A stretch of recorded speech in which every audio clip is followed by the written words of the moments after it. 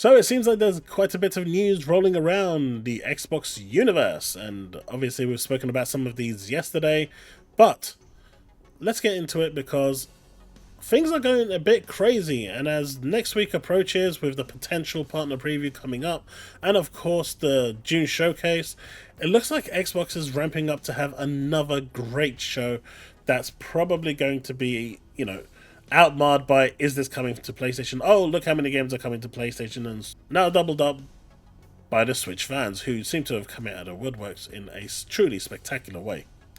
But you know what? Let's have the drop.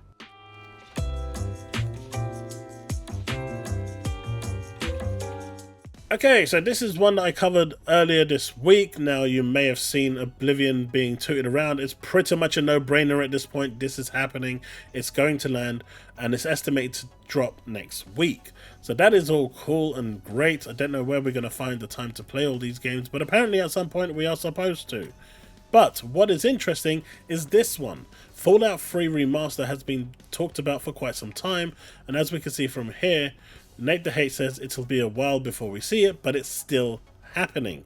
The Fallout 3 Remaster is reportedly still planned, but it'll be a while. So, if you have been waiting for Fallout 3 or, the remaster, don't hold your breath for the time being. It's in development, but mods will probably be a better option. You can really, truly change the look of this game and revolutionize how it looks from what it used to look to what it looks now with some sick mods out there. Probably gets the achievements cancelled, but at this point, do you really care? So if you're that desperate to jump in there, that's always an option. But for the time being, Fallout 3 is a little ways off.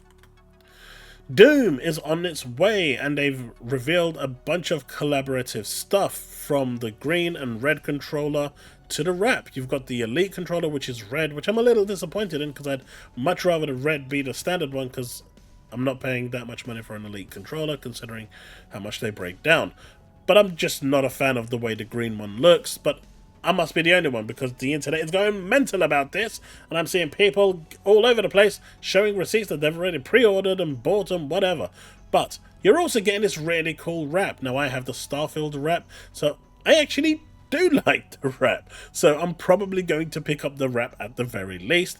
This is the way Microsoft has decided that they're going to customize their consoles instead of actually making limited edition consoles and releasing them so they can actually sell them and people buy them and getting more of these consoles into people's hands. No, they're just selling the wraps, and you know what? I'm okay with that because it just means I only need to spend $25 to redesign my console, and that's not such a bad thing. Again, consumer friendly all the way. Indiana Jones. Now they pretty much look identical. You can see the resolution here. In certain places, it does drop below native 4K for PS5 Pro, but in a lot of places, it does maintain it. But that's not what I'm talking about here, and that's not the point I'm trying to get at. Now, it's the actual wattage what I'm looking at over here, and as you can see, the PS5 is really lacking in terms of resolution. It's pretty much on par with the Series S. But the PS5 Pro pushing above the Series X at almost, 50 watts more? Can you imagine what the Series X could have done if they actually pushed the wattage that bit more? And this is what I was saying in about a year ago, when I was saying that when they were checking the heat thermometer on the Series X, when they were using their heat guns, the Series X was about 40% cooler than that of the PS5. And Digital Foundry at the time said that they didn't understand why Microsoft wasn't pushing the machine harder, because there was room to push it harder in order to actually surpass that of the PS5.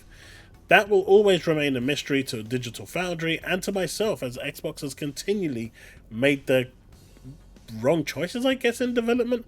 Hopefully one day they'll see the light. But if you was on the fence with Indiana Jones for PS5 Pro and the Series X, honestly, there's almost nothing between them. Nothing between them, and the Series X version runs cooler. Even cooler than the PS5, which is insane. The Division is coming, and it is landing. The Division 2, Brooklyn in the Fall, is coming, and it's landing. This is so cool. I am a huge fan of The Division. I really want to get back into this. My actual account is on the PS5, so if I'm going to play this, it will be on the PS5. Now, obviously, most of my friends have moved on, which is a shame because this game does not support cross-save or cross-progression. All it has to do is support cross-save, and if it doesn't support cross-save, cross-play, cross-progression would be nice, right? I mean, cross-progression technically is cross-save. But why this isn't done yet via the Ubisoft network is unknown for me. This really needs to be a thing and needs to happen soon. April the 23rd is going to be a big, big day. Everything is landing on April the 23rd. All the companies are congregating to release their big news on April the 23rd. This is huge.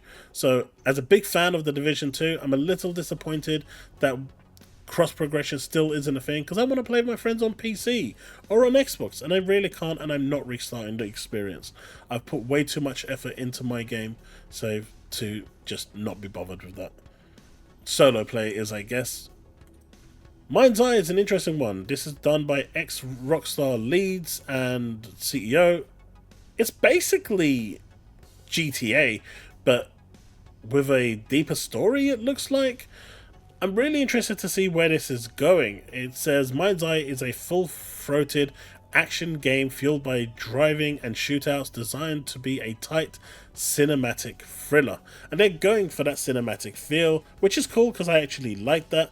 But the game itself hasn't had much in terms of coverage, or hasn't had much in terms of PR. They've released a trailer that basically shows the game for what it is, and it basically just looks like a game disguised in GTA. But I'm sure there's going to be more to it. But then again, it is ex-Rockstar developers CEO that's actually making this. So having the game be in the same vein is it's not out of the realm of expectedness. Maybe this one being a cinematic style film will appeal to me more than GTA 6 does, which is probably going to follow the same trope as GTA 5.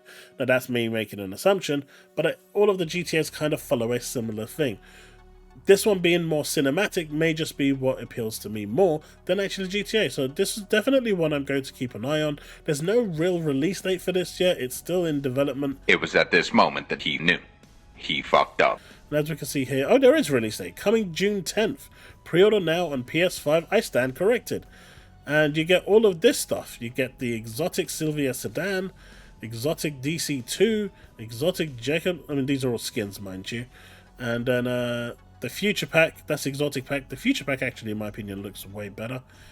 It just stands out more. You've got a horde mode mission, extra seasonal content, so it looks like you're going to get support for more. Okay, so I stand corrected. This is landing on June 10th. So it's crazy that there's any gameplay previews. There's nothing for this game out there. It's just a trailer. So they need to start getting content out for this game so we can actually check out what it is. Because at this moment, outside of that trailer, there's really nothing else here to get excited about. But I'm hoping that this game is good and it does well. Now this one is interesting. And it's one I'm going to cover in my actual stream tonight. Because this is just what Skull and Boones has reached year 2. And with it comes land battles, zombies, and the works. And you know what? This looks damn cool. I think they did a great job with this, and I think they are potentially about to rebrand and re-release this game in a way that they deserve. And I'm really hoping that the dedication, the effort, the time that they've put into turning the ship around, because they could have easily given up on Skull and Boones, their quadruple A game, and they didn't. So here's hoping that they actually do succeed in what they're trying to do. Now this one is the last one I'm going to cover, and it's a bit of a dark area. So a Korean company has looked to re-release their game Steam Hearts and Advanced Variable Geo Saturn Tribute. Their Xbox One releases cancelled due to Microsoft asking for major changes to Original's provocative content. Now there is quite a bit going on here in terms of adult nature. It is a bullet hell game, but what happens at the end turns into a very adult nature. However, the guidelines from Microsoft and strictness seems to vary depending on what day they wake up and decide to go about things. For GTA, it's a right to do, certain things in the car, or go into places and just completely obliterate everyone in the mall, that's perfectly okay. But the moment you show a bit of skin or a bit of nudity, that becomes a problem. And well, as we know in the Far East, that sort of content is normal. Now, obviously, this pushes it to another level, in my opinion. But when you've got PlayStation and Nintendo turning around and saying this is acceptable on their platform, it will have an appropriate rating for an age mark, we are going to release it, and Microsoft is the only one that doesn't want to release this, at that point, it becomes a red herring, and it becomes, it stands out like a sore thumb. And I think Microsoft at this point just needs to decide what it is that they want to do. They keep turning around and saying that they want support. They want to support, give creators the freedom, and they never want to, stifle creativity. And yet here they are doing exactly this thing that they said they're not going to do. They could easily make this an 18 rated game and move on. Instead, they've turned around and said, no, we don't like your creative ideas. It doesn't adhere to our ideals. You need to change it or you're not releasing it on our platform. And what signal does this send out to the rest of the world in the Far East? Screw Xbox. If this is how they're going to be after we've made the game, we want nothing to do with them. And so when you're looking at the smaller niche RPGs like the Yi series and the Tell series, which, Tell's Chapter 1 is coming out now, and they're skipping Xbox entirely, now you kind of understand why. Because the message going to the East is we don't care about you. Even though they continually say that we do, it's really just, their words are completely different to their actions, and I'd really love them to just buckle down a bit and say, you know what, we want to support the East. We want to bring those games to the West and make them a success. And work with the East to bring more of these games onto the Xbox platform. But hey, at the end of the day, with Xbox and Steam almost guaranteed now to have a collaboration and Steam being on the next Xbox, this is going to be a no-brainer anyway. And at the end of the day, the game is going to be on Steam free to play when that happens. So you've only got a couple more years, at best, to wait to try this out. Well, folks, that's the video. I hope you've enjoyed it. Thanks so much for hanging out, and I will see you in the next one. If you've enjoyed this content, do hit that like button, subscribe, hit that bell to stay up to date with all content I release. If you want to support me further, you can do by hitting that super thanks or by becoming a YouTube member where you get content like this early. If you're looking for a new monitor or if you're looking for a light gun for your PC, it actually works. It's really good. Check the description below.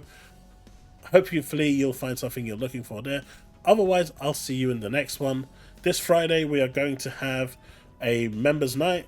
Any member tier is free to join. We'll be playing Fall Guys, so if you are interested and are a member, feel free to get the game ready. It is crossplay, so regardless of the platform you play on, and join in. Right, folks, that's it. Peace out, and remain legend.